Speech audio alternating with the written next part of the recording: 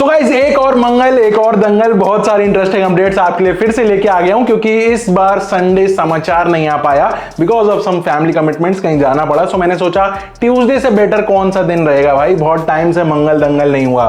तो अगर आप टेक के लिए आए हो तो टाइम स्टैम्प ये रहा, अगर आप टेलको के लिए आए हो तो पहली अपडेट आती है एफडीआई को लेके। सो बेसिकली कंट्री में एफडीआई को अट्रैक्ट करने के लिए, एफडीआई जिसको नहीं पता, फॉरेन डायरेक्ट इन्वेस्टमेंट, इसको प्रमोट करने के लिए गवर्नमेंट जो है टेलीकम्युनिकेशंस के जोन्स बना रही है, मतलब जहां जहां पे ये मैन्युफैक्चर होंगे। आपको पता है इंडिया में लास्ट 10 सालों का अगर डेटा देखा जाए तो 1.28 लाख करोड़ रुपीस के फोन्स एक्सपोर्ट किए गए हैं, मतलब यहां पे बना के बेचे गए हैं। एंड अगर फोन्स की कैटेगरी में देखोगे तो चाइना के बाद इंडिया ऑलरेडी सेकंड नंबर पे आ चुका है इन टर्म्स ऑफ कितनी क्वांटिटी बना पा रहे हैं। अब ऑब्वियसली काफी सारी स्कीम्स का इसमें पार्ट रहा है, मेक इन इंडिया, ये वो सारी कंपनीज ने आके यहां पे बनाया, फिर देन अलग कंट्रीज के अंदर एक्सपोर्ट किया, वो सब ठीक है। लेकिन इससे हुआ क्या है कि इंडिया का एफडीआई ग्रो हुआ है, एंड ये होने से टेलीकॉम सेक्टर के लिए भी ऐसा सोचा जा रहा है कि इस सेक्टर को क्यों छोड़ रहे हैं, इसके अंदर भी एफडीआई के ज्यादा बढ़ाओ ना। तो अब ओवरऑल गवर्नमेंट की स्कीम्स कुछ इस तरीके से काम कर रही है कि अलग अलग जोन्स बना रही है मैन्युफैक्चरिंग के, जिससे कि इंडिया में ज्यादा टेलीकॉम इक्विपमेंट बने एंड ज्यादा एक्सपोर्ट हो, जिससे कि इंडिया टेलीकॉम सेक्टर के जो वर्ल्ड मैप है ना उसमें नक्शे में एक अच्छी पोजीशन पे ऊपर चढ़ता चले। अच्छी बात है, मैं तो कह रहा हूं और ऊपर चलो। अगली अपडेट की तरफ चलते हैं तो वो आती है बीएसएनएल की तरफ से। बीएसएनएल का हमने देखा जुलाई में इन्होंने सब्सक्राइबर्स गेन करे, लेकिन ये कस्टमर्स इसलिए ऐड नहीं हुए क्योंकि बीएसएनएल की सर्विस बहुत अच्छी थी। एक्सपर्ट्स के हिसाब से 90% से ज्यादा जो कस्टमर्स हैं वो बीएसएनएल पे इसलिए पोर्ट हुए क्योंकि बाकी के सारे प्राइवेट टेलीकॉम ऑपरेटर्स ने अपने पैसे बढ़ा दिए थे, टैरिफ्स इंक्रीज कर दिए। अब दूसरी तरफ एक्सपर्ट्स का ये कहना है कि भाई जो टेलीकॉम का वॉर है ना वो सिर्फ प्राइसेस पे जीता नहीं जा सकता। अगर बीएसएनएल सस्ते प्लान्स दे रही है तो इसका ये मतलब नहीं है कि सारी पब्लिक बीएसएनएल पे चली जाएगी। यहां पे क्वालिटी ऑफ सर्विस का एक मेजर रोल है, जो मुझे भी लगता है बिल्कुल सही बात है। अगर प्राइस कम है लेकिन सर्विस ही नहीं आ रही, या फिर डेटा ही अच्छे से नहीं चल रहा, या फिर रोमिंग में प्रॉपर्ली वर्क नहीं कर रहा, कॉल ड्रॉप ज्यादा हो रहे हैं, तो उस पैसे को आपने बचाया नहीं बल्कि उतना पैसा वेस्ट और कर दिया। कहने का मतलब है एक्सपर्ट्स के हिसाब से बीएसएनएल को ज्यादा खुश होने की जरूरत नहीं है। अगर वो सस्ते प्लान्स दे रहे हैं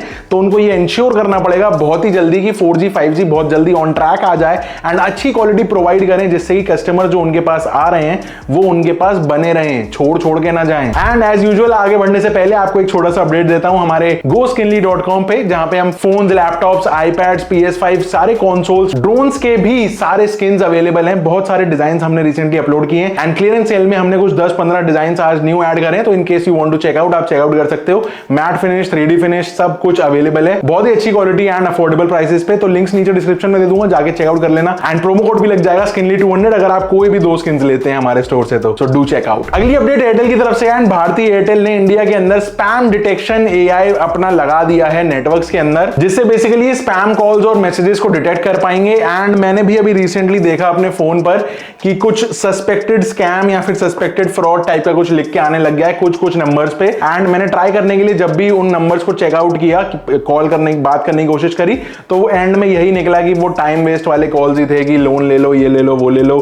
तो काम तो सही कर रहा है भाई। ये अपनी तरह का ना पहला सॉल्यूशन है जो किसी टेलीकॉम ऑपरेटर ने अपने यूजर्स के लिए दिया है, एंड बेसिकली ये रियल टाइम में काम करता है। उस नंबर को तुरंत अपने डेटाबेस में चेक करता है कि क्या कुछ रिपोर्ट्स हुई हैं इस नंबर के अगेंस्ट या फिर क्या, उससे ये फ्लैगिंग करता है नंबर्स की। अब एयरटेल का कहना है कि ये जो फीचर है ना ये उनके कस्टमर्स के लिए एब्सोल्युटली फ्री रहेगा, कोई एक्स्ट्रा चार्ज नहीं किया जाएगा इसका, एंड ये एक एज ना एडेड फीचर है उनके सारे यूजर्स के लिए, जो उनको एक अट्रैक्शन पॉइंट और दे सकता है किसी और प्रोवाइडर पे ना जाके एयरटेल पे आने के लिए। ऑल्सो कंपनी ने ये भी बोला कि भाई ये लोग 1 साल से लगे हुए थे इसके ऊपर घमासान तरीके से। जो इसकी कैपेसिटी है ना इस एआई की वो बहुत ही तगड़ी है। एक तो डबल लेयर की सिक्योरिटी प्रोटेक्शन लगी हुई है। इनका एआई 2 सेकंड के अंदर 1.5 बिलियन मैसेजेस, और अगर कॉल्स की बात करें तो 2.5 बिलियन कॉल्स को एक दिन में प्रोसेस कर लेता है कि ये जो नंबर से ओरिजिनेट हुई कॉल क्या ये स्पैम है, फ्रॉड है, क्या है, मतलब फ्लैग कर देता है। अगर आप भी एक एयरटेल यूजर हो, आपने ये एक्सपीरियंस किया तो नीचे कमेंट करके बताना, जिससे पता चलेगी कौन कौन से रीजन में लाइव हो चुका है या फिर पैन इंडिया हो चुका है,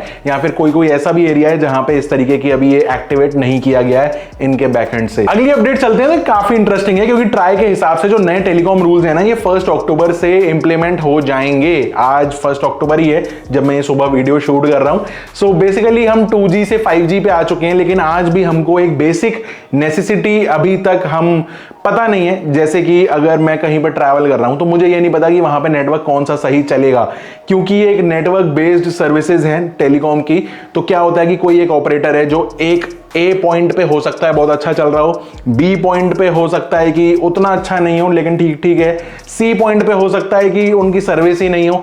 लेकिन ये जो जितनी भी इंफॉर्मेशन है कि कौन सी लोकेशन पे कौन से नेटवर्क्स अच्छे चल रहे हैं या नहीं चल रहे, ये पब्लिकली कहीं अवेलेबल ही नहीं है। ये जब तक आप खुद किसी पर्टिकुलर लोकेशन पे किसी सिम को चेक नहीं करोगे तब तक आप नहीं उसके ऊपर कुछ भी कमेंट पास कर सकते कि ये कहां पे अच्छा चलेगा। यही चीज इंप्लीमेंट कर रही है ट्राई एंड सारे ऑपरेटर्स को ये बोल रही है कि आप इस चीज को पब्लिक करो, अपनी वेबसाइट्स पे जियो लोकेशंस के मैप वगैरह लगा के सब कुछ आप बताओ कि आपके टॉवर्स कहां कहां पे लगे हुए हैं। अगर किसी यूजर को चेक करना हो कि किसी पर्टिकुलर लोकेशन पे कहां पे क्या क्या टॉवर्स हैं तो वो उसको पता चल जाए कि भाई अगर मैं जियो ले रहा हूं एंड मैं कहीं यहाँ पे जा रहा हूं या कहीं लेट से शिफ्ट हो रहा हूं तो उसको पता होगी यहाँ पे कौन सा नेटवर्क काम करेगा एंड उस टॉवर का जो रेंज है वो कितना है। सो ये सारी चीजें अब इंप्लीमेंट होनी स्टार्ट हो जाएंगी।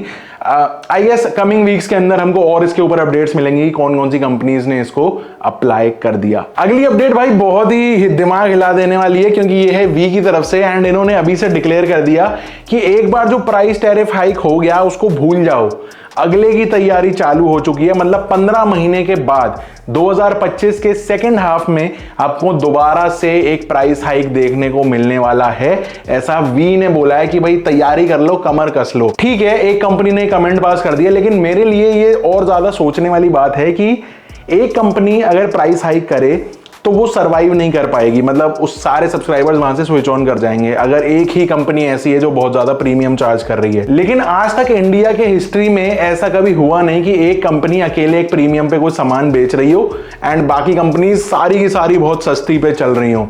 तो मुझे ऐसा लगता है कि शायद इंटरनली कोई तो बात चल रही है भाई कंपनीज की कि भाई टैरिफ हाइक का एक दोबारा से राउंड करना पड़ेगा 2025 के एंड में। तो भाई कमर कस लो जेबें, क्योंकि इनकी भरनी है तो हमारी कटेंगी, हमारी कौन भरेगा, हम किसकी जेब काटेंगे, वो अगर आपको पता हो तो नीचे कमेंट बॉक्स खुला हुआ है। एक्चुअली वी ना अभी सुप्रीम कोर्ट में भी एक केस आ रहा है एंड वहां पर एजीआर ड्यूज जो हैं वो इनको पे करने हैं, वो भी इंटरेस्ट के साथ। लेकिन ये सब बातें इनकी साइड की हैं, बाकी की चीजें ये हैं कि इनके जो लॉन्ग टर्म बिजनेस गोल्स हैं वो शायद अनअफेक्टेड रहेंगे क्योंकि रिसेंटली इन्होंने फंडिंग भी मार्केट से अच्छी खासी उठा ली थी। एंड आज का जो फाइनल टेलको अपडेट है वो आता है अगेन बीएसएनएल की तरफ से। बीएसएनएल ने एक बड़ी कमाल का प्लान लॉन्च किया भाई, 345 रुपीज चुम्मेश्वरी प्लान है क्योंकि 345 में आपको 2 महीने की वैलिडिटी मिलती है। बीएसएनएल का 2 महीने 56 डेज नहीं होता, 60 डेज होता है। Good work BSNL. एंड यहाँ पे 60 दिन आपको 1 GB पर डेट का डेटा मिलेगा, unlimited calling, SMS. And on the top of that अगर आप यही प्लान इनके ऑफिशियल ऐप से रिचार्ज करते हो तो 2% का एक्स्ट्रा डिस्काउंट, 345 का 2%, 7 रुपए बचाओगे। इस प्लान का डेली कॉस्ट भी मैंने निकाल के देखा, कुछ 5-5.5 रुपए पड़ रहा है। तो मेरे हिसाब से भाई बहुत सही है। अगर आपके एरिया में बीएसएनएल चलता है तो, दिल्ली नोएडा इन सब एरियाज में नहीं चलता, मत चलाना। और बीएसएनएल का अभी तक हमारा लॉन्ग वीडियो एक्सपीरियंस नहीं देखा तो जाके देख लेना। सो अब चलते हैं टेक की तरफ। पहली अपडेट आती है एड्स को लेके। अगर आपको एड्स देखने पसंद हैं तो क्या अगर नहीं भी पसंद है तो कंपनीज को कोई मतलब नहीं है, वो तो दिखा के ही मानेंगे। एक नया ही ट्रेंड चल रहा है क्योंकि आजकल सारे ब्रांड्स ना कोशिश करते हैं कि अपना एड रेवेन्यू मॉडल कहीं ना कहीं किसी ना तरीके से दिखा दें। जैसे एमआई ने अपने टीवीज के अंदर एड्स दिखाने स्टार्ट कर दिए थे अपने ओएस के अंदर, अब एलजी भी उसी रेस में घोड़ा बन गया है। इन्होंने क्या किया है कि अपने स्क्रीन सेवर्स में, जो टीवी पे स्क्रीन सेवर्स चलते हैं, उससे पहले ही अपने एक नए एड्स लगाना स्टार्ट कर दिए। स्क्रीन सेवर बाद में दिखेगा, पहले एड्स दिखेगा। एलजी का कहना है कि उनको लगा कि शायद यूजर्स बोर हो जाते होंगे ना स्क्रीन सेवर वगैरह से, तो कुछ मल्टीटास्क करते हैं कभी या कुछ, तो मतलब एड्स आ जाएं। ब्रांड्स के लिए अलग एक अपॉर्चुनिटी खुल गई क्योंकि इस तरीके के हार्डवेयर ब्रांड्स अगर एड्स दिखाने में दिक्कत नहीं है तो जो एडवर्टाइज करना चाहते हैं अपना प्रोडक्ट, उनके लिए अच्छा है कि घरों की बड़ी 50, 60, 70 इंच की स्क्रीन तक वो पहुंच रहे हैं इस जरिए से। मुझे ऐसा लग रहा है वो टाइम भी दूर नहीं है कि टीवी पे ऑफ बटन दबाएंगे तो ऑफ होने की जगह एड्स शुरू हो जाएंगे। अगली अपडेट फिर से मेटा के ऊपर है भाई। यूरोपियन यूनियन ने मेटा के ऊपर 91 मिलियन यूरोस का फाइन लगा दिया क्योंकि उनको अपनी रिसर्च में यह पता चला कि मेटा ने कुछ यूजर्स के पासवर्ड्स नॉर्मल एक टेक्स्ट फाइल में सेव कर रखे थे। मतलब ये हाल हो रखे हैं इन कंपनियों के कि नॉर्मल टेक्स्ट फाइल, कोई प्रोटेक्शन नहीं, कोई एनक्रिप्शन नहीं, मतलब .txt फाइल। ये इंक्वायरी स्टार्ट हुई थी 2019 में एंड जब यूरोपियन यूनियन ने मेटा से पूछा कि भाई ये क्यों लापरवाही की गई है, अगर ये डेटा किसी गलत आदमी के हाथ में पड़ जाता है या एक गलत एक्सेस हो जाता आपके डेटाबेस में तो क्या कर लेते आप। तो मेटा ने कहा हमने अपने एरर के ऊपर एक्शन लिया है, आप चिंता ना करें, इस तरीके से कोई भी गलत एक्सेस नहीं कर सकता एंड हमने ये इंश्योर किया है कि कोई किसी ने किया भी नहीं है। आपको पता है 2018 में जनरल डेटा प्रोटेक्शन रेगुलेशन लगा था एंड तब से यूरोपियन यूनियन ने अकेले मेटा के ऊपर 2.5 बिलियन यूरोस का फाइन लगा चुकी है। मतलब मेटा को फिर भी कानो कान कोई फर्क नहीं पड़ता क्योंकि उसकी कमाई ज्यादा है। वो साल का 40 बिलियन कमाते हैं एंड इतने सालों में 2-3 बिलियन का अगर खर्चा दे भी दिया एक फाइन की तरीके से तो क्या, इससे कई गुना ज्यादा तो डेटा में वहां से कमा ले रहे हैं ना। मजा तब आए जब इनके ऊपर फाइन ट्रिलियंस में लगे, तब शायद अकल ठिकाने आ जाए। अगली अपडेट है गूगल नोटबुक को लेके एंड यहां पर अब क्या है कि नोट टेकिंग और रिसर्च असिस्टेंट एआई के अंदर नए अपडेट्स किए हैं कि अब आप कोई भी पब्लिक यूआरएल वीडियो को भी यहां पे डाल पाओगे। सो बेसिकली आप जैसे YouTube पे गए, कोई भी एक पब्लिक वीडियो है जो कोई भी देख सकता है, उसका लिंक उठाओ, यहां पे एआई में पेस्ट करो एंड उसके बाद अपने प्रॉम्प्ट डालो कि भाई इस वीडियो को समराइज करके मुझे बताओ या फिर इस वीडियो में इसका क्या मतलब हुआ उसका ये बताओ। तो ये जो भी है एक वीडियो के ऑटोमेटिकली वो उसको चेकआउट करेगा कि भाई वीडियो में क्या क्या बोला गया है, क्या समझाने की कोशिश करी है या क्या चल रहा है, उसके कॉन्टेक्स्ट को लेकर आपको सारी इंफॉर्मेशन दी जाती है। नॉट जस्ट वीडियो का यूआरएल बल्कि बाकी के सारे भी है ना, जैसे पीडीएफ है, वर्ड है, गूगल डॉक या नॉर्मली आप एक टेक्स्ट कॉपी पेस्ट कर दो, उसमें से कोई डेटा आपको एक्सट्रैक्ट करना है या कुछ सवाल जवाब करने हैं तो वो हो जाता है। प्लस ये सबसे ज्यादा काम का है स्टूडेंट्स या फिर ऑफिस मीटिंग्स का, जैसे कोई आपने लेक्चर कोई रिकॉर्ड कर लिया या कोई मीटिंग रिकॉर्ड कर ली, उसका लिंक यहाँ पे डाल दिया, उसका पूरा समराइजेशन आपको इजीली मिल जाएगा। अगली अपडेट है हमारे व्हाट्सएप पे, आपने देखा होगा मेटा एआई आ गया है, इंस्टा पे भी मेटा एआई है। मेटा ने क्या करा है कि मैसेंजर, फेसबुक और इंस्टाग्राम में जो मेटा एआई है उसके अंदर एक इमेजिन फीचर ले आए हैं।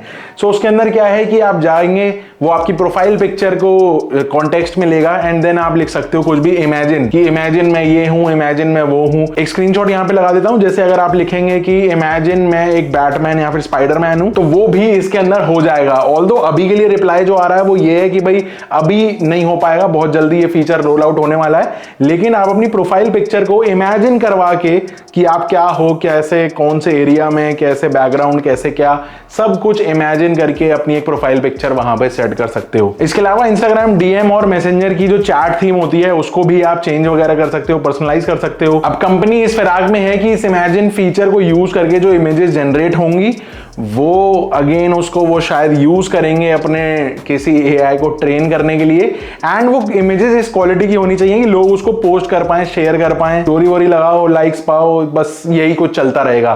सो ये कुछ थे आज के सारे टेक अपडेट्स। आई होप आपको पसंद आए हो, अगर आए हो तो वीडियो को लाइक कर देना। I will see you in the next one. Till then stay safe, stay sarcastic and good bye.